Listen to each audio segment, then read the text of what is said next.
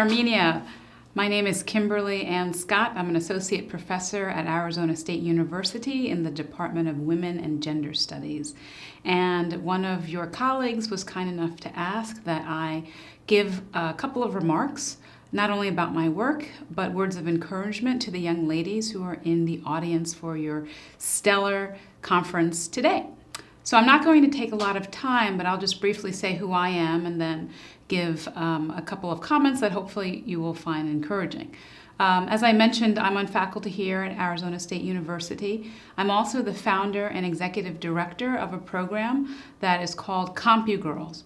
And in CompuGirls, what we attempt to do is to get girls who do not necessarily have access to digital media opportunities to gain that access. But more importantly, it's a program in which we teach girls how to feel empowered. We teach girls how to become change agents in their community. We teach girls how to become leaders, not only of themselves, but of others. And by doing so, we teach girls how to research a community or social issue and use multimedia, specifically videos, how to create games and simulations, and ultimately build in a virtual world, and then suggest solutions to the problems that they're exploring in their research. Of course, I'm biased, and I think it's a great program, but I want to just share with you some lessons learned about the program, hopefully as a means to motivate some of the individuals in the audience today. First of all, we are limited only by what we can create. And so if we don't have a more diverse workforce, if we don't have more girls in the fields of technology and multimedia, not using, but actually innovating, then we're going to continue to be limited. We're not going to be able to be futuristic. We're not going to be able to create that it without having a full spectrum of our humanity at the table. True story. The first engineers that developed airbags for cars, they were all men. It was a team of men that developed it. And they were getting ready to do some tests to see if indeed the airbags were going to work. And lo and behold, they found out that true, the airbags were really, really helpful and were going to prevent lots of lives from being lost, but only for men. What I mean by that is what they found out is without having some women in the engineering group, that they didn't take into account that most women are smaller than men. And if they had actually implemented the airbags that the group of men had created, it would have killed many, many women. And I want you to think about that example. Again, we need to have you girls at the table. Second lesson is in terms of what we mean by diversity. One of my colleagues has often said that patriarchy can wear a skirt. And so I think it's more than just having more girls in the fields of science, technology, engineering, and math.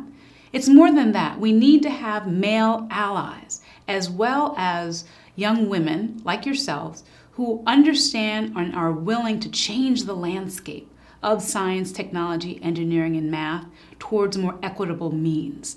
So it's not only about having more Marys and Sues and Janes at the table, but having more Mary, Sue, Jane, and Joe at the table that have a different type of consciousness, a consciousness that has a heightened sensitivity to the importance of our communities, a heightened sensitivities to the import of having to bridge the gap between ourselves and our parents, our grandparents, our aunts, our uncles. We're not going to have the technological change that we need if we are so concerned about distancing ourselves from where we came. And we are not going to have that change unless we also understand that it needs to include men and women and so many other important grass-top and grassroots leaders in our community. Another example, you can tell I like stories. A colleague of mine has a 16-year-old son. And her son was getting ready to enroll in classes for his junior year or his third year of high school. And she asked him, why don't you take this really great technology class? It was a computer science class.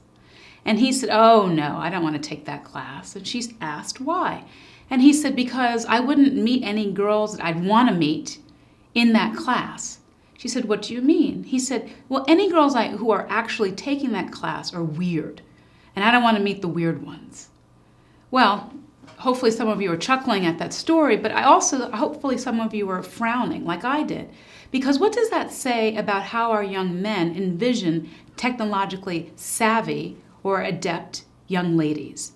It says to me that we have a lot of work to do, not only with getting more girls into what we call the pipeline, but we have to work with our young men and society as a whole to understand that femininity and being a woman is inclusive of so many things. It's not just about the stereotypical ideas. That means we don't, as women, take computer science classes. Only the weird girls take computer science classes. Any young lady can take a computer science class and, at the same time, be so many other things. I'll leave you with those points because I know you have a lot to do in your conference. Hopefully I'll get a chance to visit all of you and you'll get a chance to visit us. I encourage you to go online and look at our website. We have some wonderful work about young ladies in our CompuGirls program. And we also have a gallery, and so many of them have said the following: once a CompuGirl, always a CompuGirl. And if I can't figure out exactly how something works, I at least have the skills to do so. And I encourage all of you to be enrolled in experiences where you can at least figure out how to make change in your communities and beyond. Good luck and enjoy.